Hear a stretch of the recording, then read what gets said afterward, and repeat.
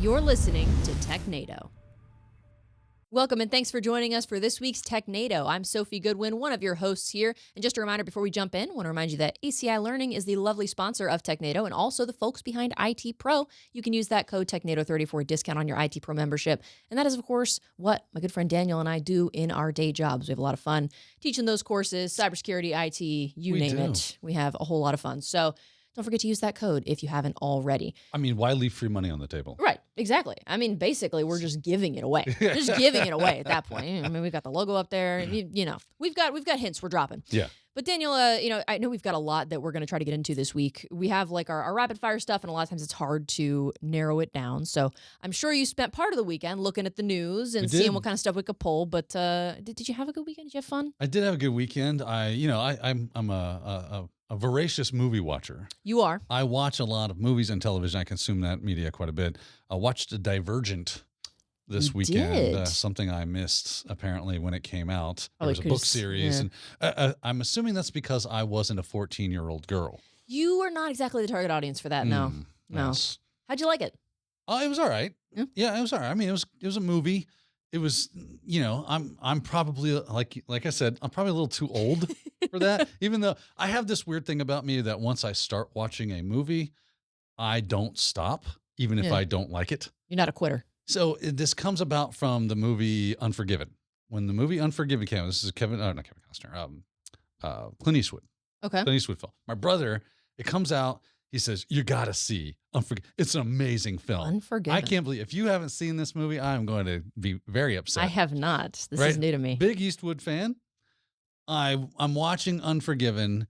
And for those of you, I don't know if I want to do spoiler. I guess spoiler alerts. It's been around a while, so you just got to get over it. At the end of the movie, like everyone's dead. Morgan Freeman's dead. They've like posting his body as like a billboard for "Don't come to this town." Right? Like the kid, he's a big coward apparently, and Clint Eastwood's had the crap kicked out of him 6 Ways from Sunday, and it's just, and I'm like, I can't stand watching this. This is so bad, and I shut it off. What I didn't know was that's when the movie gets really good and makes all that like frustration worthwhile. And my brother's like, what do you mean you shut it off? I was like, yeah, it was so crap. He goes, no, you have to watch the end. Ooh. So, and he was right. I rewatched it, watched the end. Now it's one of my favorite films of all time. It was that good. So now I don't care how bad I don't like it. I watch until the end just in case it's good. Fortunately, Divergent didn't like suck me in as, like Unforgiven did, but it didn't pay off for you. Well, yeah, I mean, it is definitely it's in the same genre as like Hunger Games and stuff like that, where it's dystopian and it's definitely geared more towards young adults and probably more specifically young adult girls. I remember reading it and it's, you got a female protagonist cool, and it's nothing wrong with having a target audience. Point being, you are an adult man, so I can see why. I was like, oh yeah, I've seen this movie before. Yeah, right, exactly. When I was 14. But yeah, as a 14-year-old watching it, it was, this is new to me, and I think I was her for I went to a conference, not a conference, one of those conventions, like a knockoff Comic-Con, because I lived in Central Florida and we didn't have a lot to do there. And I think I dressed as Triss from Divergent. Did you really? Which it's That's easy. funny. You just wear all black. Yeah, get like a fake true. bird tattoo on your collarbone or you're good. Boom. So yeah, it was very easy and it was very appropriate. It was very like you wear a leather jacket, you're all covered. So my mom was like, you can be Triss. That's fine. You're dressing like a nun. You can be Triss. That's totally fine. But I did enjoy it at the time. I can see why though it wouldn't be top of your list, but I'm glad you gave it a chance. Yeah, I did. I appreciate that you're willing to step outside your comfort zone. I'll watch the rest of it because I think there's another one, right? Is there There's another? 2 more. 2 more movies. Yeah, there you go. Yeah. I'll watch it just that's right. Just to round it out. You never read the books, so it won't be ruining. I never learned to read. Yeah, that's true. That's a really good point, and I know you're sensitive about that, so I'll try not to bring that up. Thanks for kicking that wound open. Yeah. So instead of having Daniel read the articles, we just, we narrated them to him. There's lots of pictures. Yeah. We kind of broke it down for him, as we're going to do for you in just a moment. There are some pictures, some fun visuals for these. So we'll go ahead and jump in. If you're new here, we do a rapid fire segment where we run through some of the top stories this week, kind of give our lukewarm takes on those stories. And then we'll take a quick break, come back for a deep dive segment later in the show. So you won't want to miss that. Daniel, are you ready to rapid fire? Let's do it. All right, so this first one we've got, if you didn't know, Pwn2Own Vancouver has been going on, and we have the results. A lot of stuff happened in both days. There was a Tesla exploit, an exploit hitting Chrome and Edge, and the way these work, I guess, is people go in and they purposefully try to find these bugs and exploits, and then you get money. Like, the organizations pay you. You get big money. Yeah, like I think they paid out over $1 million at the end of the day, or they were close to it. Yeah, so it's usually right around that there, and then someone usually I know the last year somebody won a Tesla. I'm not sure about the year before, and I don't think it's usually like a Model S or Model P or Model P. It's not the plaid version of anything. It's the base, but still, that's a nice ride. I mean, that's nothing to sneeze at. Oh, sure, right? But I thought it'd be kind of fun to just kind of see what vulnerabilities they discovered, and let's run through those real quick. So day one, let's see here. We got. Anything good? Code execute the text against Adobe Reader. Oh, that's the first one. $50,000 for that one. They got, but it was an RCE attack. So code execution, API restriction bypass, command injection bug. Yeah, you got 50 Gs and 5 master of pwn points. I'm not 100% familiar with how they work their point system or anything like that, but. Yeah, they had like a leaderboard. Yeah. So I guess, but I don't know if that means like, oh, if you've got the most points, you get like an additional cash prize, or if it's like a bragging rights thing. Right. Yeah. I'm even though I've been into hacking for a while, I've only ever tertiarily kind of watched Pwn2Own. So yeah. I'm not to, but it has become more interesting to me here as of recently. Oh, yeah. So I'm going to figure it all out. What else we got here? We got a $30,000 one for a Windows 11. Talk to. Yeah. Gotta love that talk to race conditions. Talk to. Yeah. Man, that gets you every time, won't they?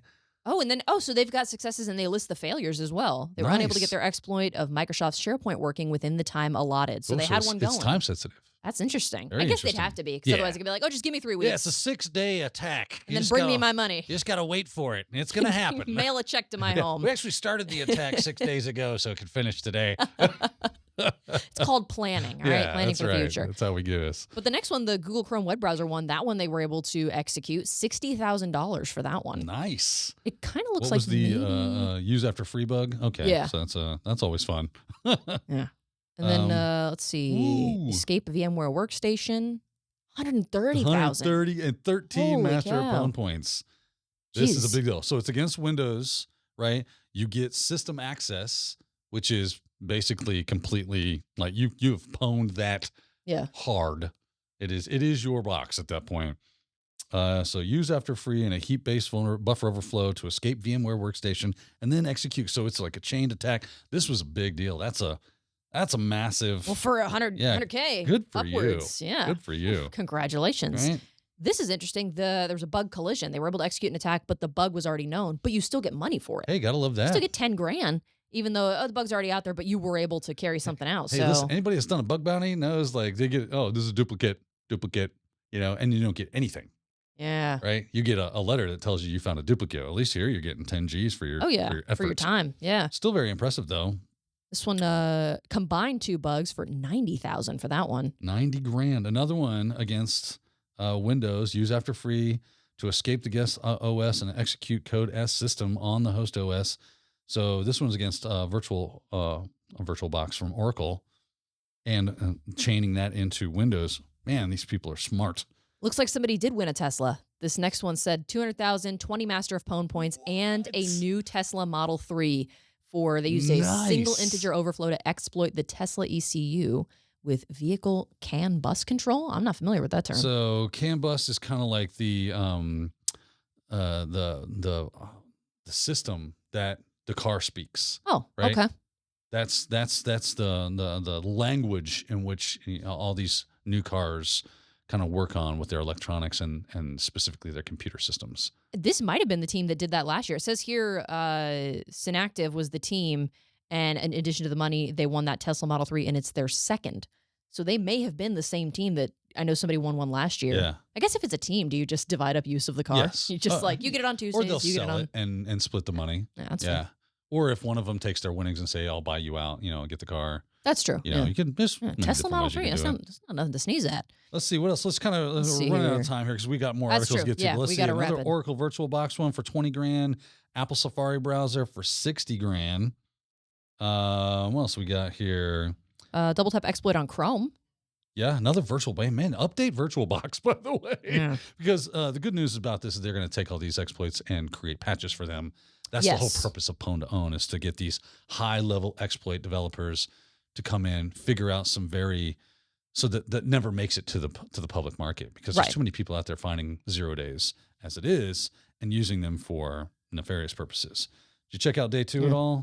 A couple of the interesting ones from day 2, there were, I believe, 2 for Mozilla Firefox, and they were 0 days. So they were able to, they got 100,000 for those. Nice. And, oh, geez. VMware Workstation. They've got, I think the vendors have, a 90-day period after these are discovered to fix them. That's like one of the terms. But yeah, the Mozilla Firefox ones were the ones that stood out to me because I am a Firefox user. I am also a Firefox user. So yeah, after I read these articles, I'm like, do I have any updates waiting? Let me yeah, no kidding. Let me go ahead and hit that update now button, right? That's part of Technado. You just don't see it. We do that during the break. Other than that, though, Windows 11, some of the standard stuff. Obviously, it's the big dogs that are out there that are paying for these. So you should always keep an eye on what's going on at Pwn2Own, just to see, A, it's kind of cool to see those payouts. B, see how crafty these hackers are to come up with these exploits. Yeah. And then see, what do I need to be on the lookout for as far as my tech stack? Yeah. And keeping it updated. So always cool to see Pwn2Own stuff. And full of bug collisions. The only other one that stood out was the first Docker desktop escape at Pwn2Own. It's the first time they've had somebody do that at that conference or at that festival. So $60,000, 6 master pwn points. It's really not a bad haul for a lot of these people. And looking at the leaderboard, I think the top person ended up pulling home $200K. $200K. Yeah. So that's, hey, congratulations, and doing it for a good cause. Absolutely. You're revealing these bugs. So awesome. But yes, we do have quite a few other things to get through, but that was a big event going on, so wanted to talk about that. This next one, Conversation Overflow cyber attacks bypass AI security to target executives. So credential stealing emails are getting past the artificial intelligence email security controls, and they're doing this by, it's seemingly benign emails, but they're cloaking malicious payloads. But that is kind of what a phishing email is. It seems benign. And but this is kind of a fun and interesting, crafty way. I always look for something crafty, right? Yeah. If it's like, oh, the run of the mill, yeah, we've seen that, we've heard that. But when you see things like this, so what they're doing is they've got your email, right? Your normal fish, it's built to look like a fish, right? Sure. Or to be whatever, if you're using Adobe Reader, then we highly recommend you this. Or we're from the Facebook team, or we're from whatever, right? Pick your fish. But AI has gotten really good at going, that's a fish. Right. So they build in AI technologies and ML technologies into your AV, EDR, XDR systems to kind of go, I don't like what I'm seeing here. That's going to go in the garbage or in your spam folder or whatever the case is. Right.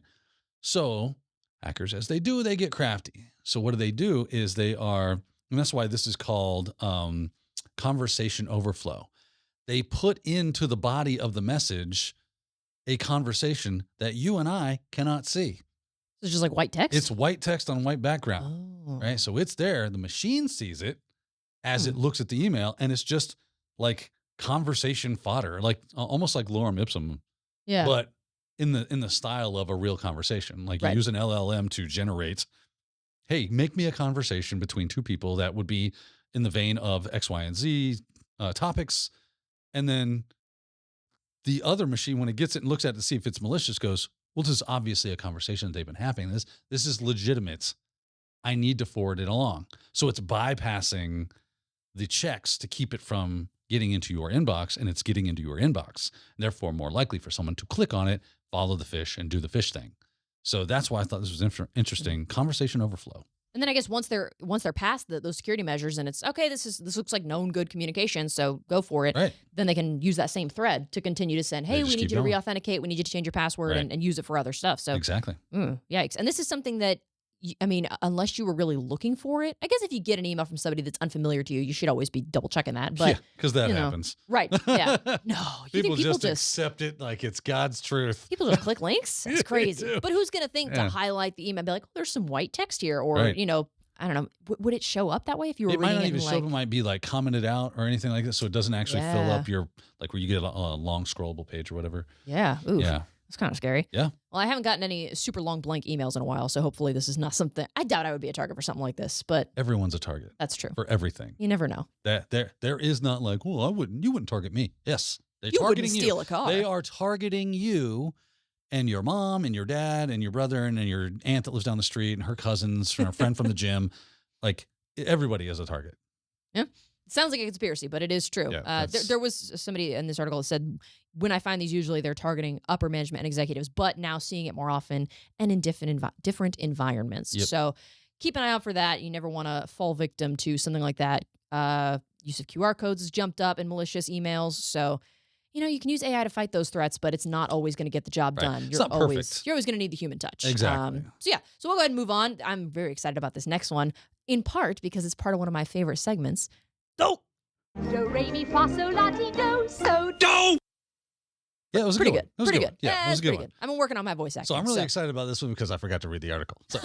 Well, take your time. What I meant to say is I wanted Sophia to have plenty of time to discuss this because this was an article she was very interested in having on the show. If I had written the title for this article, I would have said like CozyBear goes fishing for dinner, because this is a Russian cyber spies, really. CozyBear, you might be familiar with it. I'm familiar with it because I have a CozyBear action figure. That is a true statement. I got this at Black Hat 2023, so last year. Came in a cool box. I got this from CrowdStrike, and I was very proud of it. It's the one thing I brought home from Black Hat. Were they just passing it out of swag? No, or you had to win it? You had to go talk to like 4 people for like 20 minutes each and get Really? like a trading card from them, and then turn in the trading cards to get one of the figurines. I probably spent like 2 hours at that booth. And it's a booth. It's a giant booth. It's massive. But yeah. I'll be damned if I wasn't going to get this You thing. were bringing it home. It's been sitting on my desk. Well, tell me about this article. So anyway, yes, CozyBear. So wanted to show that. But so also known as APT29, Midnight Blizzard, what they're doing is phishing German politicians or political parties with emails that look like dinner invites, but they are phishing emails. Crazy how, nobody's immune to this, right? You would think. That's a clever fish, though, I think. Sure. Right? Because this is a common way in which politicians kind of network with each other is through, dinners and speaking events. Yeah, absolutely. And I guess I would be curious to know. So they're using something called Wine Loader. It's a backdoor, and they've dubbed it Wine Loader. That's the name they've given it. This is their malware. So it's not the first time they've used that, but supposedly this is the first time that this specific group has targeted political parties and been linked to that. I thought this was something that they did consistently, that political parties or political entities were one of their targets. So I guess maybe I had that wrong. Yeah, I'd have to look into like their history to verify that. I mean, I'm sure the Register did all their fact checking and are 100%, gospel of Paul. Yeah. Nobody ever makes mistakes. Ever, No. Or writes articles that they need to retract information from. So if you got an email like this, if you were one of these German politicos getting an email like this, it would look like, I've got this invitation. You're trying to click on a link that confirms that you're up for those cocktails, and it will link you to a hijacked CozyBear-controlled website, waterforvoiceless.org, which downloads a zip file. Marks to then open the archive and its contents would then execute that program, infecting the PC with that backdoor. So you know why they do a zip file almost invariably? People always open them. So because if you do like just the exe, unzipped, uncompressed, the browsers even go, hey, you're downloading an exe. That's kind of sus. And that's some sketchy stuff to do on the internet. Probably not a good idea. It's gonna start tattling on it and make people go, oh, I didn't know that was a sketchy thing to do. It's like, you're downloading things from the internet. Yeah. It's a sketchy thing to do. I don't care if it's a zip file or not. I should complain about zip files, honestly. I should complain about anything you download. Are you sure? Are you sure? Are you sure that you're sure that you know that this is legit? Because I have it on good authority that sometimes it's not. And that goes sideways quickly. Yeah. You really got to double, triple, quadruple check that stuff. So if you are a German political watching this and you received an email invite for a CDU dinner on March 1st, it's not real. Do not click the email. So fun fact, I have set up for the purposes of opening email a sandbox. Oh. That's where I open my emails. Oh. I do not open them on my production stuff. Explain why none of my attacks are landing. Yep, I mean, well, it might land, but it's going to be on a nothing burger. That's true. It's like, okay, you got nothing. Because then I keep it snapshotted. So I just revert after everything. So anything that did get is now gone. Oh, see, this is why I've got like a built-in kind of mentor here that thinking man. I get to just learn just by observation. It's great. That's right. I had the Protestant work ethic is not dead with me. I do the hard thing the hard way. And thank God for it. And He's I keeping do it for the purposes of being safe. He's keeping that culture alive Yes, single-handedly. yes. Probably German politicos are not our target audience here. But in case you are, hey, now you know. This next one, though, might be a little bit more of concern to you. There is a flaw. They're calling it the unsafe lock flaw. Can let hackers unlock millions of hotel doors. So this is something that I think this is unique because... You missed this was a segment. Oh, it is a segment. You're right. What's the segment? Pork chop sandwiches. Pork chop sandwiches. Oh, shit. Pork chop sandwiches. Oh, Just letting it soak in. Just He's sitting here like pork chop sandwiches, and then I forgot. Because this is my internet history. Like I remember when this came out, which is where this comes from, right? It was me and Don. I didn't mean to skip it. We don't get to do pork chop sandwiches very often, so I'm glad you caught that. This is definitely a pork chop because you're like, what the? What? Yeah. What the? That is basically the mood here. You can do what with what now? This is it's vulnerabilities that were just disclosed recently that impact 3 million safe lock electronic FRID locks. RFID locks, excuse me, in 13,000 hotels and homes worldwide. So if you can forge a pair of key cards, you can get access. And this is interesting because these findings were first disclosed privately to the manufacturer a couple years ago, which makes sense. Just a smart move. Right. You don't want to just be like, hey, guess what? You know, you can get into these hotel rooms. Yeah. You can just check into whatever hotel room. Yeah. But this is just recently, they're publicly disclosing this now. And there's no specific instance where they can say, oh, we know this has been exploited in the wild. But technically, the window that this exploit has been available is upwards of 36 years. So the odds, of something having happened. Well, what does that tell you about that industry? They don't do a lot of updating to their system. Yeah. Right? In their mind, it's not broke, so don't fix it. I'd have to retool, have to re-engineer, and everything like that. So this is why IoT has historically gotten such a bad rap, right? Because they build something and it works. What's the problem? You bought a product, it does what it says it's supposed to do. Yeah, but you didn't and then updates and then, and now I'm just vulnerable. And you get the idea, right? So that's the problem is when we just kind of set it and forget it Ron Popeil style, that gives the hackers out there time. And that's their greatest asset is the time it takes to find the flaws and then exploit them. And it's not like they're running a red flag up the, sometimes they do because they sell stuff on the dark web. Like, hey, I can show you how to access hotel rooms. Get buck wild and start pilfering the pockets of anybody that's in a hotel or, installing bugs or you could be doing, I'm sure I would not be surprised to know or to find out if we had the ability to find this out that nation states have known about this for years and their spies are utilizing this to gain access into people's rooms, plant bugs, access laptops, mobile devices, things of that nature that you think are safe because they're in your room and now they're like, oh, son of a, we got to come up with something new. I mean, you could really go down a rabbit hole with what would be possible because you're breaking into a room at that point. On the tame end of it, people could be just breaking in and stealing stuff. Yeah. You could, I don't know, if I'm in a hotel room and somebody's breaking into my room, I'm concerned for my safety. But then, yeah, absolutely. On a bigger scale, nation state type stuff, spies and planting bugs. And this was something that when it was first reported, the only reason that they were able to discover this, there was a private hacking event in Las Vegas and this team of researchers got invited. And it was basically you're competing to find vulnerabilities in a hotel room and any devices in there. They focused on the door, the lock naturally, right? Yep. And that's the only reason they were able to find the flaws because they went to this event. So good that it was discovered in a controlled environment. It seems like we should have more of these hey, can you find some flaws hacking event style? What do they call that? When you go in and purposefully try to find flaws, but you're a good guy. It's basically just a bug bounty. It's just, would that be a form of pen testing? No, not necessarily. So a pen test is a specific thing where you're like, hey, you've got a week-long engagement. We're probably going to do assumed breach. So you're going to run a vulnerability scan. You're going to check to see what those vulnerabilities are, and then you're going to test for exploitation of said vulnerabilities. You have very small amount of time to make that happen. So you're trying to get as many vulnerabilities as you can verified. You write a report, you turn that in, right? With mitigations as well. So this is more like we want to know. This is security research. We want people that are smart that know these systems come in. We're going to pay you if you find flaws. So that's why it's more of like a bug bounty, responsible disclosure kind of idea. I think most people will call this like a bug bounty. Okay. Yeah. Okay. Interesting. I'm glad we clarified then because it's good. It's always good to learn.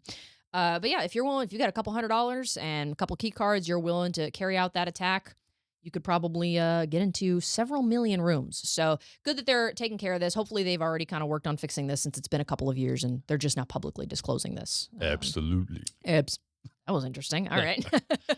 We'll have to see if Daniel's got any more voices for us. This next one's interesting. Comes to us from Bitdefender. German authorities take down Darknet marketplace Nemesis Market. We're all about the Germans today. Weird coincidence. We didn't do that on purpose. Yes. It just, I don't know. It's a German holiday or something. That's I don't right. know. I don't know what's going on. I'm ready wild. for Oktoberfest, I guess. But this is on the other side of it. There's German Bavarian. politicos maybe opening some emails they shouldn't have. On this end of it, German authorities seizing some server infrastructure of this Darknet marketplace and shutting that down. Hey, good to see. Good to see. This is on the good side of it, right? That's Not right. really behind bars. No arrests have been made, but they confiscated close to 100,000 euros in cryptocurrency. They're just still investigating. No arrests have yet been made. I wonder what they do with that money. Yeah. Do you think they just take it as a donation to the department? Like, I think eventually, that probably becomes like state money that they allocate for like maybe the law enforcement agency that did all the work. It goes to them and then they can, buy new equipment or whatever the case is, invest in training or whatever. right, because if this was stuff that, it's 94,000 euros in cryptocurrency that was paid to them to carry out illegal stuff that was going on, well, you're not going to return it to the people that paid it. Yeah, and it sure as heck doesn't go, well, we'll offset that from the taxpayer. Right. No. You keep paying them taxes now. Yeah. Because Of course, I I need don't know. that money. It's Germany. Maybe it's different. I don't know. Yeah, I'm not- if I'm anything, not- it's worse. I'm not familiar with how the German political system works. I'm not as well versed in that. So yeah, a lot of different crimes that were going on here. Drug trafficking and things like that, as well as probably some worse stuff. Not just narcotics, but fraudulently obtained data and goods, as well as ransomware, phishing, distributed denial of service attacks. Man, don't you love hacking as a service? Isn't it great? Yeah. I mean, clearly there's money in it. I don't know. Maybe we're in the wrong field. I know. I'm kidding. No, we are I'm not kidding. in the wrong field. We're not in the wrong field. They are in the wrong field. Use your powers for good. So this is good news. They were able to take down seize this website, and maybe we'll see in the coming weeks some arrests get made, and we'll Fingers have crossed. a lovely behind bars segment. That'll be fun. Speaking of segments, we know you love those segments here. We've got another one here. This one is Deja News. Deja News. It's a nice fun little song. I actually don't know what song that is, so I'll have to Google It's it. Beyonce. Is it really? Yeah. Okay. Well, I'm not a big Beyonce listener, so that would explain it. Queen Bee. This Queen Bee. Never thought I'd It's hear not- you say it's that. not Taylor Swift. I never I thought I'd know. hear you say that. So y'all might remember we've covered in the past weeks some stuff going on with I'm just going to say CISA because people pronounce it differently. Yeah. And some Ivanti don't wanna start a vulnerabilities. religious I'm war. not trying to get, people could get mad. Man, it is Just so spell it funny out. the things that people will latch on to, like that's the hill I'm gonna die on, whether Yeah. or not it's CISA, CISA, It's not CISA. Debian, it's Debian. Yeah. It's Debayon. Yeah. Who cares? You know what I mean. Yeah. Let's not. You got the anyway. point. So this was another advisory that was issued about a remote code execution vulnerability in Ivanti standalone Sentry, and this is not the first time that this organization has issued a little advisory. It's been like kind of like a pow pow pow. Like this is what week 3 we've talked about Ivanti. Yeah, because it was what they So- were like, hey, there's this flaw or this. So I think before that, we had there was a CVE that came out super like this is no good, big high on the scale. Then we saw CISA, CISA, whatever the hell they are. They get popped by the one that they told you better update for, right? Then we had another one last week, which was a big deal. And now we got another one this week. I don't know what the hell's going on over at Ivanti, but they need to get their shit together. I was gonna say maybe they're going through like everybody's on vacation right now. I think that because like a lot of large corporate entities, they tend to buy things instead of build things, That's a good point. right? Yeah. And that could be part of the problem. I'm speculating here. I don't Sure. know. I'm just thinking out loud. So I know they have purchased software in the past and made it a part of Ivanti's suite of products. So they could just be inheriting flaws from some recent purchases that are now making themselves known because now they have a larger target on their back. Well, you might have been really good in your space, and that's why you got purchased or acquired Sure. by a larger company like Ivanti. But because you're now Ivanti has a larger market. Now you start to see what happens. Now you get targeted more. Flaws are going to be more readily discovered, and it has a cascading effect. So Right. maybe that's what's happening here. Well, it's a theory. It's a theory. Yeah, because It's a we theory. don't have a ton of information Other other than ruh-roh. right. That's really all the only other information they talked about how it worked. An unauthenticated threat actor can execute arbitrary commands. Not a great thing. You never want to hear that. But the other thing they said was, we are not aware of any customers being exploited by this vulnerability at the time of disclosure. We are not aware. So big difference between nobody was affected and we don't think anybody was affected. Right. So I guess it'll be Again, all about the terminology, right. how they frame it. It does make me think, because a lot of these things have proof of concept codes out there, like in GitHub and stuff.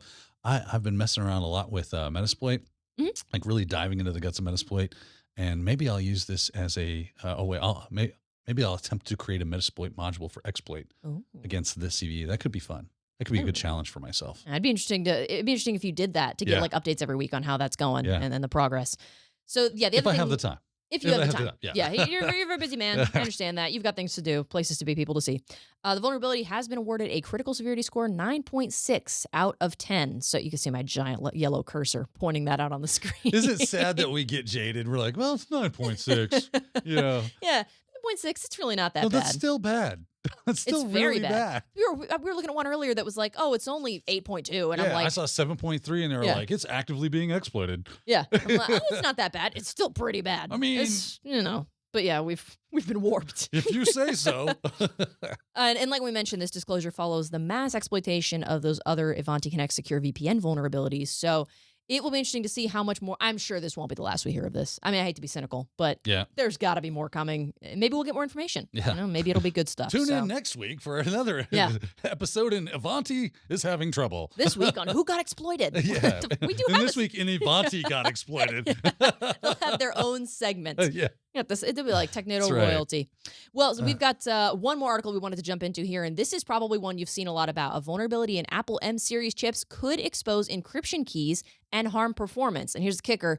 It is unpatchable, as far as we know. Unpatchable. So vulnerability in these Series M chips impact performance is possible, but the leaking encryption keys is the thing that stands out to me, as well as the fact that it supposedly doesn't have a fix, or not even that it doesn't have a fix yet, but that you cannot fix it. We'll see what happens. I mean, that could just be sensationalization. Like, oh, sure. I mean, what's Apple going to do? They're going to throw all their chips in the dumpster and go, well, we tried, guys. This was fun. Yeah. Right? I highly doubt it.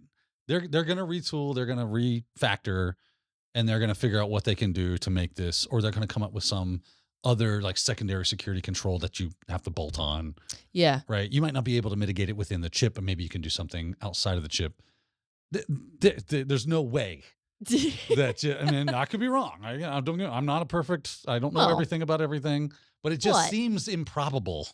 If any organization has the means to fix something like this, the $1 trillion company that is Apple, it would be an organization like Apple. Could be them. Yeah. I feel like when something like this comes up, if it was like a mom and pop or even just a slightly smaller organization, it might be, you might be in trouble. But Apple, they'll figure it out. So it's a vulnerability dubbed GoFetch by some academic researchers at institutions across the U.S. leaks cryptographic data from the CPU cache, and hackers can use that to piece together a cryptographic key. Well, that's fun. Side channel attacks, they are fun. It says, microarchitectural side channel attack, which is a lot of syllables. So the reason that it's microarchitectural is because it relies on the microarchitectural design feature that's only found on these chips and on the Intel's Raptor Lake, I guess is the other thing that this is found on.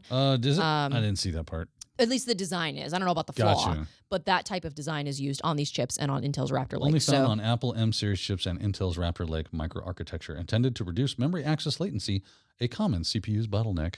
There you go. They're trying to speed things up. Well, you know what they'll do is they'll take that out. Yeah. And it will slow down the chip, right? And then they'll figure out a different way of doing it, and then they'll reintroduce that into the new chips. Progress. That seems to be like what it probably will do. I'm not a chip designer, so yeah, it's not the end of the world. It is a little concerning because the fact that they're saying it's unpatchable tells me at the very least, well, there's not a patch for it right now. It's, not only is there not a patch for it now, but they don't think that it can be patched. But like you said, never say never. We'll have to see if there's any updates that come in. The real question becomes do I have to worry about this as an end user? And it's probably not, because usually with things like side channel attacks, you have to it's possible you could get someone, if you can do it in software, where you get somebody to download something and that can affect the processor. That is possible. I don't know if that happens here. if that is possible here, but that is possible with other side channel attacks. But other than that, you probably have to have access to the machine itself.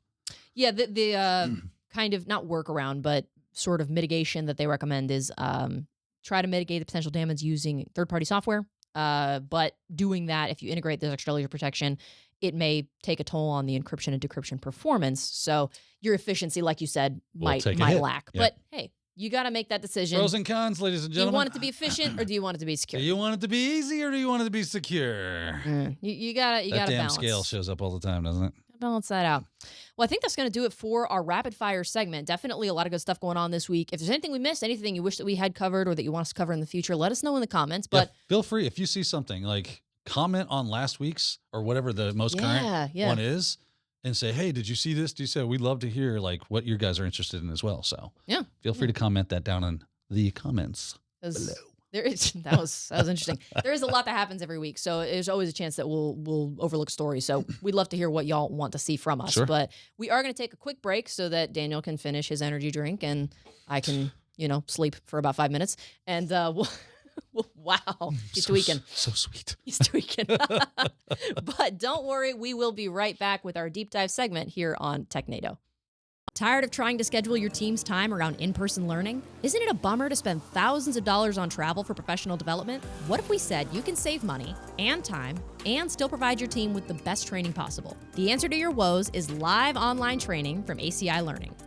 With live online training, we provide our top in-person courses in private, online, instructor-led formats. You get to provide professional development in a manner that fits today's expectations. Entertaining, convenient, and effective. Our exam-aligned courses inspire the full potential of your team. Visit virtual instructor-led training at ACI Learning for more info. Welcome back to Technado. Thank you so much for sticking with us through that break. As we teased earlier in the show, we are going to get into our deep dive here in a second. And Daniel, this is something that it's a little technical, so you might have to kind of help me out here. Is that all right? Oh, well, I mean, that's the whole purpose of the deep dive. Right. So, I just mean like, I don't have a ton of background information. We're going to be talking about Python, and I'm not a Python girly. That's okay. And that's okay if the viewer out there is also not a Python person. I will, anything you see that looks interesting that I'm not talking about, you can be like, hey, Daniel, real quick. Oh, good. What the hell is that? You assumed I knew this, and I don't. So I don't know. What happens when you assume? You're 100% right every time. All the time, every day. Right, every day. Well, this isn't the first time we've talked about Python in a deep dive, and there were some terms used throughout this that are kind of similar, but it is a different attack. So we'll start from the beginning before we get too deep into the weeds. Over 170,000 users affected by an attack using a fake Python infrastructure, and they've got a lovely little image that they give us. I love the AI generated art here. It's so very cute. Very it's like nice. A kid's Halloween movie. So cute, but the attack's not cute. It's scary. So it's very effective too.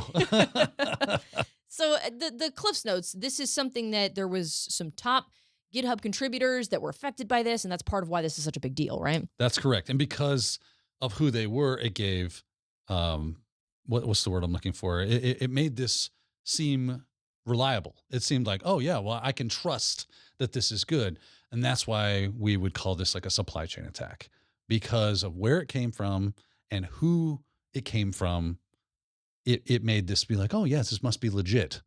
So that's why this is kind of like the scary world on fire kind of thing. Now, it only affected 170,000 people or Python users, but who were those 170,000 users, right? They could be big companies.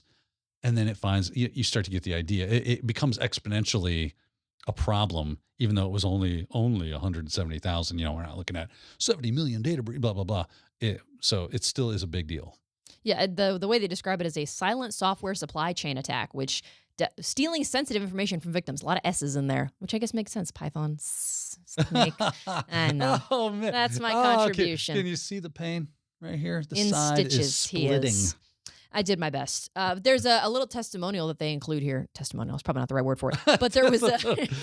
If you haven't been hacked by a PyPi chain tech, boy, you just haven't lived. I do recommend. But this guy was this person was a security researcher who fell victim to this attack, and she's using his laptop, messing around, saw a weird message on his command line, kind of ignored it because it was nothing he wasn't used to.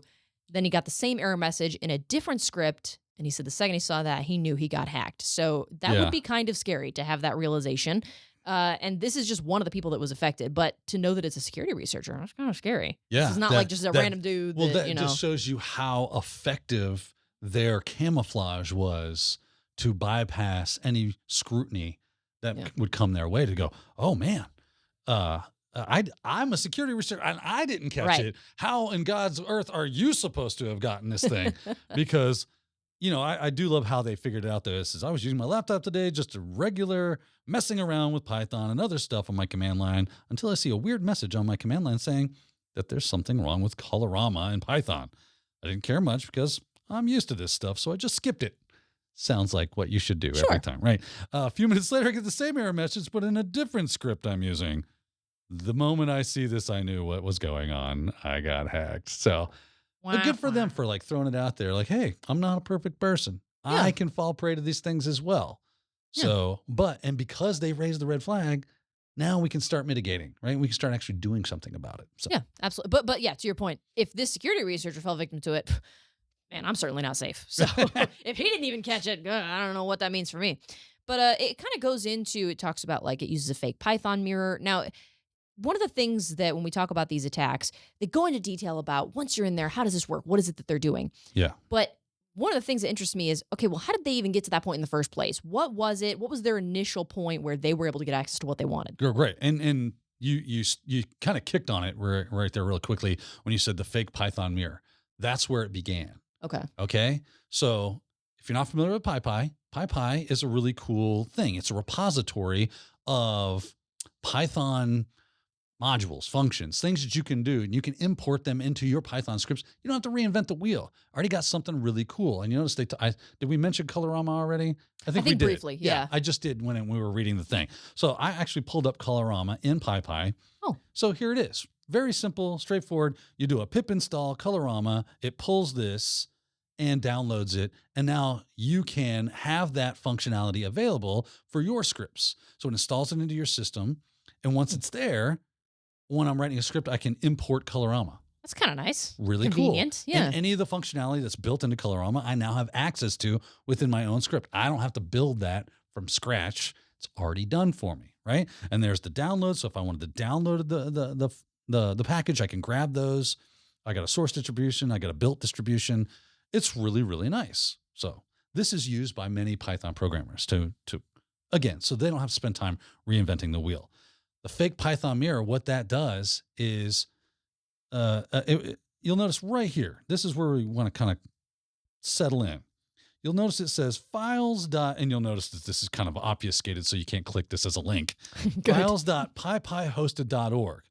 And this is a typo squat, as we can see right here, of the official Python mirror.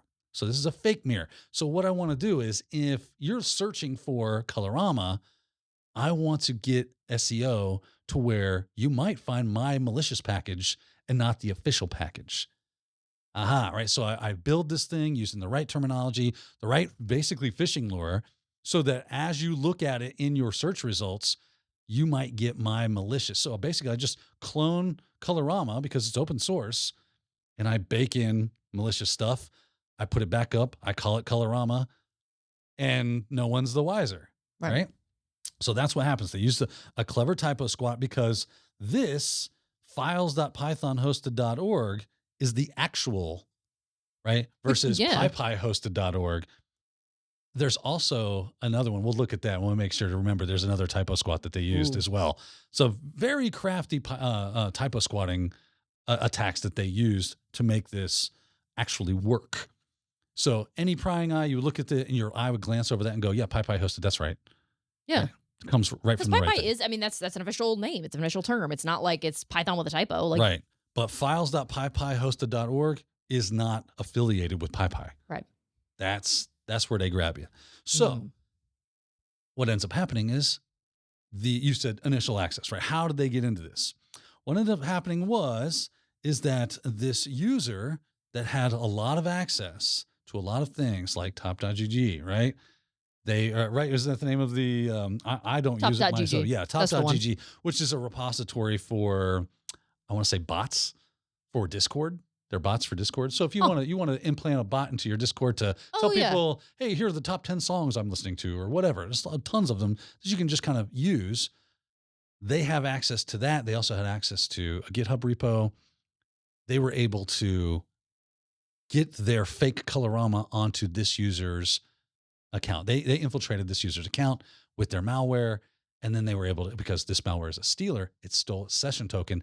Then they could use that session token to impersonate that user, log into GitHub as that user, log into TopGG as that user, and start to promote and star and do all sorts of fun stuff as that user. So that was the main initial access. They have the fake mirror. That was step one. Step two was now we got a heavy hitter, and we can utilize that masquerading as them, being not just me masquerading. We are them as far as the system is concerned by stealing that session token. Now we can start dropping our malicious package in legitimate repos and saying, oh, I'm going to modify like the requirements.txt file so that it grabs our malicious package of Colorama and not the actual package of Colorama. Now, something that was they talk about here is something requirements.txt, which I guess is, we kind of talked about this. This has a whole bunch of stuff in it that if you just run that, it'll download a bunch of stuff for you, so you don't have to go in and manually do a whole bunch of stuff. But even if you go in and look at what's in that file, looking at it, there's not, the only difference between these two files, the one that's legitimate and the one that's not, is just that PyPi versus Python. The rest of it is exactly the same. So even if you went in and looked at it to double check, you might be like, oh yeah, that looks right. Right. You know, it's not like it's, mybadmalware.com. Like, it's not like it's something obvious. So even if you're doing your due diligence, it'd be really easy to just slip right over that. That's exactly right. Or the people that just don't look at those things and they just pip install -r requirements.txt and hit enter. Oh, it did it. I see the little download bar. Look at that. Oh, that's fun. And it did the thing, right? To your point, we could take a look at that. My main man Christian's got me right here. So this is what Sophie is referring to. This is the requirements.txt file. You can see update of requirements.txt. And this is what it looks like. And you can see that this is grabbing from pythonhosted.org for this package. This one also grabbing pythonhosted.org and /packages. But right here, pypihosted.org/packages. And we can see that it is Colorama. This one's grabbing requests. This is grabbing the actual Colorama. And then Prettyable, which is for like beautifying your code and just pretty printing and doing that kind of stuff. Or Pretty Table. It says Pretty Table, not Prettyable. So maybe I'm different. Maybe it's a different thing.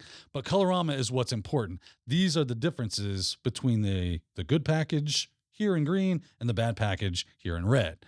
So if you're not looking at what's in your requirements.txt file, you'll notice it downloaded both. Mm-hmm. It didn't just grab the one, it grabbed both.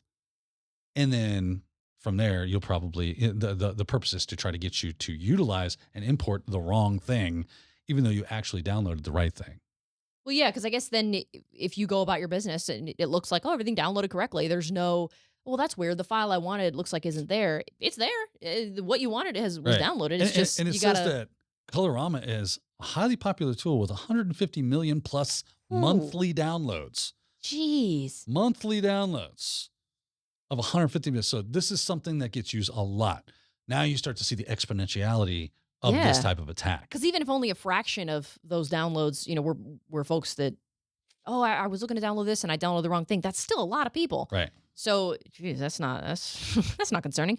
So if the threat actor is able to get somebody to, visit this fake mirror that they've set up and download this package they shouldn't have downloaded, at what point then do things start executing behind the scenes? Is there more steps before we get to that point? Honestly, we're kind of at critical mass at that point, right? So once the malware hits your disk and starts doing its thing, it's game over, man. Unless you got some really good EDR, XDR system that's checking for behavioral things that it thinks could be malicious and give you the red flag.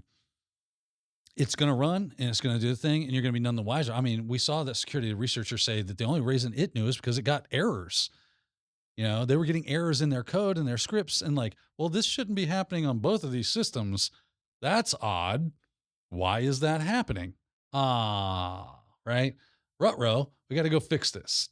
So again, once this happened, they talk about the account takeover. So the user says one of the victims is the GitHub account editor Syntax, who is also a maintainer of TopGG. And they have write permissions to .gg's Git repositories. Okay. So there, with control over this trusted account, the attacker made malicious commit, right? Which looks legit because it comes from the actual user. As far as the system's concerned, that commit came from the real user. So there's no red flag of like, there's no red flag. I think they actually made like a bunch of commits to try to obfuscate and hide the fact that they were making the malicious commit as well. So they just did some innocuous changes and just hit commit on all these things to kind of disguise what they're doing. Over, right? And they also used this account to star multiple malicious GitHub repos, right? So giving them legitimacy and credibility and visibility. Like I love how they put that, visibility and credibility. So if someone like Editor Syntax is starring a Git repo, people are following them and going, oh, well, if they start it, good. Must be worthwhile. Let me go check this out. And so now I know that it's there, and I think it's credible. So I start downloading. After that, it's like I said, we've hit critical mass. Account takeover. They steal the cookies from this user. They impersonate them, and this is where they think they don't know that that's exactly what happened, but that's their best case. It's the most likely scenario. Yeah, that's the most likely scenario. Okay. So as far as how they actually got to this legitimate account that people are following or whatever, it was probably through a session hijacking type thing. Correct. Okay. Ooh, grab that token and run. So they only really have to do that once then, and then it's like, oh, I've got my stuff I can put in, I can set it up to make it look legit, and all I really had to do was steal one of your cookies, and now I'm in. Yeah. And I mean, as far as access goes, kind of seems. I mean, I'm no hacker, so I don't know. That's okay. Seems like it probably didn't take a ton of time, or if all you're gonna do is I stole that cookie. This wasn't like I had to wait for months and no. This happened in a very short amount of time. Just, that kind of stuff is and what's funny is it was the community on TopGG that kind of let them know, bro, you're throwing malware out there. So it wasn't even the guy that owns the account or the person that owns the account. Ooh. He was unaware at that time. And you look at the screenshot here, it said that he said he was quite shocked, to say the least, and he realized what had occurred through his GitHub account. It became evident that the malware had compromised multiple individuals, highlighting the scale of the impact of the attack. And I love this right here. Whoa, that's not what I'm looking for. Right here, rm-rf/star -- no preserve -root. I love that username. That's just so funny. It says, oh, this person has perms for another repo. Okay, since your GitHub account, want to explain the malware? The little emoji. Yeah, with the little emoji. That is too funny. And then they're like, what malware? Your GitHub account committed malware to the TopGG Python library. Oh, snap, dog. That's, bro, what?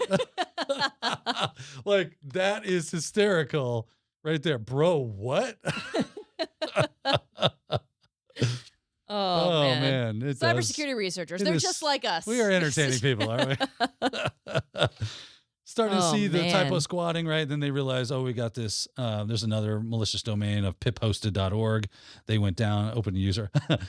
So it says, interestingly, the attacker's typo squatting technique was so convincing that even a user on GitHub fell victim to it without realizing they were under attack. When the malicious domain piphosted.org went down, the user opened an issue on one of the malicious repositories complaining, saying, hey, I can't get to this. I want access to this. Not realizing it had been hosting malicious payloads, right? And again, the comments on this thing has just gotten so funny. Dude, it's malware. Can't you see? Imagine reporting that the malware that hacked you isn't doing its job anymore because the server got taken down. Aw, that's sad. So he's on top of it in that respect. Oh, man. Yeah. It's down. I got to report this. Hey, my malware's not malwaring. Yeah. Can you fix that? Can you get on top of that? We got to get that. That's a problem. Yeah. Oh, man. So this is really something that they were able to conceal a lot of what they were doing by, it looked legitimate. The mirror looked legitimate. The package looked legitimate. There was no step where they were like, we'll just kind of they really took care to disguise everything that they were doing. So every step of the way, it would be so unlikely for somebody to pick up on what was going on. And it looked like the domain that PyPi hosted one, the illegitimate one rather. Yes. Went up, I think, in early February, and this is just this past week that this error report was coming out. Yeah. So I would be curious to know how many people were affected. I mean, I know 170K people affected, but actually downloaded this stuff. It's like, what is the ultimate fallout going to be? Exactly. Because 170,000 is probably a conservative estimate at this point. It was kind of funny. I was looking at, they got this needle in a haystack session where I'd already mentioned this about how they did a bunch of commits. They show right here that showing 52 changed files with 2,619 additions. So they did this as part of that obfuscation to kind of slip that in under the radar. So it wasn't like 10 commits. It was 52 changed files with 2,619 additions. They did a lot to make sure that this kind of like was just lost in the milieu, right? It was just blended in. Right. Super camoed. These are not the droids you're looking for. I gotta hand it to them. That's a lot of effort to put in to do this. So now, once we actually get into the malicious package that they're trying to deliver, what is it? If just plain pretend, I go in, I download this. I use this mirror that I shouldn't be using. I get this Colorama package that's not legitimate. What is it that happens to me once that's downloaded? All right, we got a lovely graphic thanks to the good people at Checksmark right here. Kind of gives you a breakdown of that actual action, right? So here's your poor victim right here. They download the malicious repo or package which contains the malicious dependency Colorama. Then it fetches and executes the Python code from the PyPi-hosted.org version. So the malicious version happens. From there, it fetches and executes Python code from this IP address with a file called inj, which is, I would assume, is like injection or injector or whatever they're trying to call it. Then it fetches and executes Python code from what looks like to be a different, or is it? No, it's the same. The word wrapping on the icon there went a little crazy, but it's the same IP, but it grabs a different file, which is called GRB. Then persistence is established through Windows registry modifications, and from there, stolen data is exfiltrated to the attacker's server. Now, I know we're running a little short on time with this deep dive. We've kind of walked through a lot about what's going on in this. I don't want to get too deep on what's going on. I think we've covered most of the major highlights on this, but a couple of other useful pieces of information. Obviously, those IPs are going to be interesting for you, as well as if you're into the Python code on what goes on in those malicious packages. Very, very fun kind of thing to look at. Not fun to have happened to you, but interesting to see what those TTPs are from that attacker, how they were working out, what it made it do, and how that actually made its way through that. And it does look like at the end of the day, the goal was to steal stuff. Yeah, it's stealing. Yeah. It wants to steal things. And as we saw from it getting this high-level users account access, that's a big deal, right? Depending on who the victim is, this could be really bad. You're kind of saving yourself a lot of work by doing that, because you're not having to go just from your own account or kind of build up credibility. You're just stealing somebody else's, like when a Twitter account gets hacked and you start tweeting stuff. Like you're just stealing somebody else's credibility and their reputation to kind of, here, I'll just shove this stuff in there. And so save yourself a lot of time and a lot of work there. But yeah, cryptocurrency wallets, Telegram sessions, computer files, lots of stuff. Browser data. Yeah. Oh, theft. We love it. Instagram data. I love that one. Check that one on the end. Another good reason to get off of Instagram, ladies and gentlemen. If I want somebody to steal my Instagram data, I'll just be an Instagram user. Yeah. My data's getting stolen anyway. Hard to steal my Instagram data when I'm not on Instagram.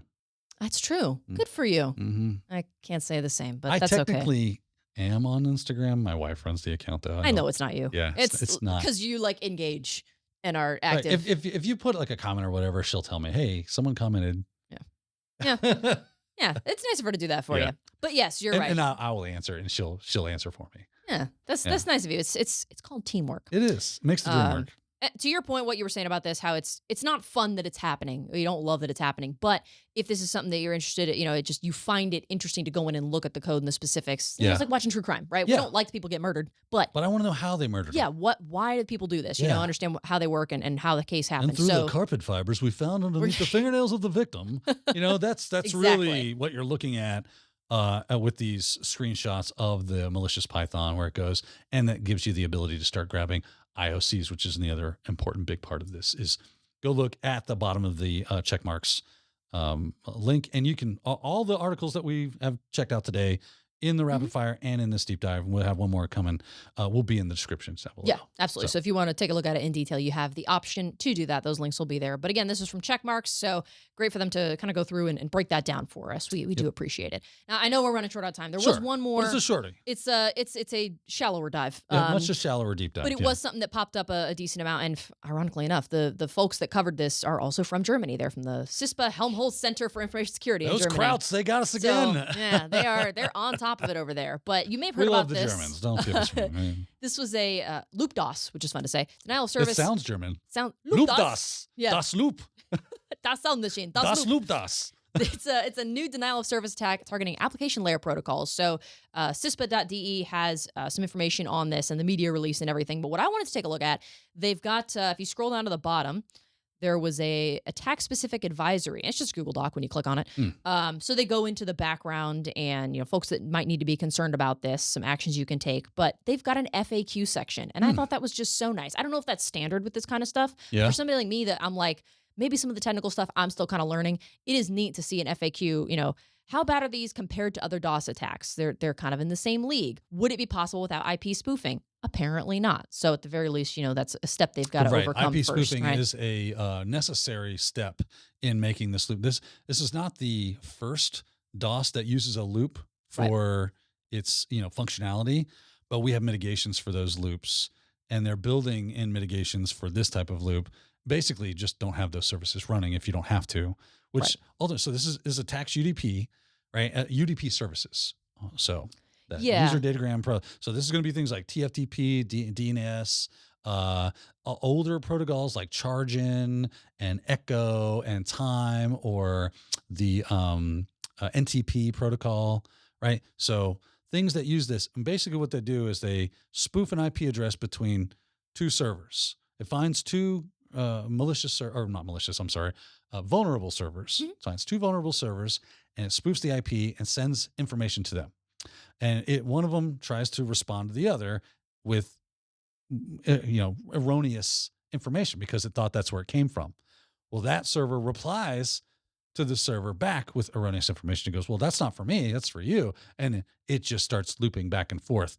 It says there is no really good mechanism, or one that they could find, at least from this article. They were saying, Daniel's not saying this. The article says there's no mechanism to make this stop at this point. But they're working on it. They're building those out. And eventually, like some of the big dogs said that, this doesn't affect our stuff. You know how it is. No one wants to claim responsibility, or that it could be possibly used against them in a court of law. Right. Well, yeah, and it does. One of the other FAQs was, has it been exploited by actors already? No, we don't think so. And they're encouraging, if you find evidence that it has been, this to was contact researchers that found this. Right. Exactly. Yeah. Which is good. That's good. the ideal scenario. This is the way we want it to go. Correct. If you can't not have vulnerabilities, you want them to be discovered legitimately. Right. So, and then they did have a list of vendors that they think, based on vulnerability scans, these vendors are probably affected. And some big names: Broadcom, Cisco, Honeywell. Listen, it affects my Broadcom thing, but here's the thing: that's like an old legacy system. Nobody uses it really. It's only this one. It's end of life. So if you're using that, you got to upgrade anyway. I don't know why I just became like I'm from Jersey. Let me ask you a question. Yeah, that's my shady businessman. We got Tony Soprano over here on the mic. Yeah. So as far as they know, nobody's, there's no attacks that have been carried out yet, but those vendors may very well be affected by something like this. So it's a little discouraging to know that, as far as they know, there's not really a way you can 100% prevent this. But they did give a few scenarios of different ways that this could happen. So I guess at the very least, you've got attackers pair a target loop with many others to overload resources, targeting the backbone. There was even a scenario, it said loopy hosts. I thought that was fun. They overload a target's network uplink by pairing loopy hosts within a network with external ones. And they give you a little diagram to show you how that works. And then self-amplifying loops in rare cases where they don't send back a single response, but multiple. So they continue forever, and that's scary. And then it's like you hear the thing about, well, you told two friends, and they tell two friends, and they tell two friends. It's an exponential attack. That's what they mean by amplification. I say that's what they mean. What happens is that the data I send to elicit a response, the response becomes is a much larger response than what the initial contact was. Right. And because of that, you get a much larger, and it tends to amplify. That's what they mean by amplifying. It's becoming bigger as it goes. So very dangerous attacks. And I did read that a lot of there was a lot of DOS activity in 2023.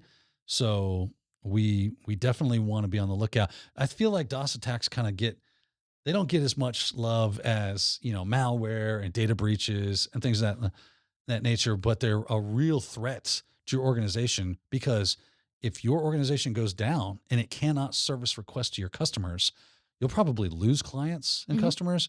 Your reputation's damaged. Your reputation's damaged. You're definitely losing money because that's violating your SLA. Your service level agreement says you will have this much uptime to your service.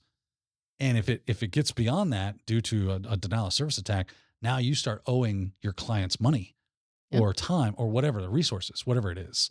So it's a real problem. So definitely be on the lookout for denial of service attacks and mitigate for them. Yeah, absolutely. And I would recommend going through this document if it's something that you might be concerned about, because even though there's not maybe a way to 100% totally secure against this, they do give some preventative measures, like, obvious ones, shutting down vulnerable services, and then also reactive measures. So if you feel like if there's something that, seems like maybe we're under attack here, this is going on, rate limiting, things like that can maybe help to try to mitigate against that. And if you start seeing a bunch of heavy traffic coming in from one server, even if it's a legitimate server, like these things happen all the time where it's just accidental DOSing. Right. You'll either at the very least rate limit or shut down access from that IP from coming in, or that domain, and saying, nope, I'm not receiving stuff from you at this point, at least because you can set your firewall to say from this domain or this IP on this port with this, you can get real granular depending on your firewall.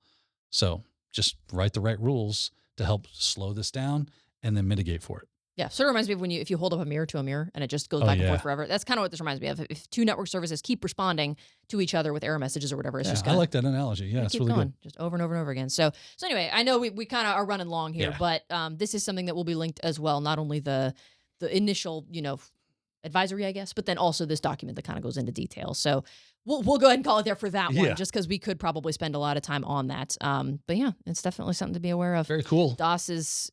What'd you say? It's not as flashy as ransomware, but it's still scary. But man, it works like a charm. But yeah. So before we kind of finish up this segment, though, was there anything that you saw in the news this week that we didn't really go into detail, but it seemed like it might be kind of relevant? I mean, not really. Not really. Yeah.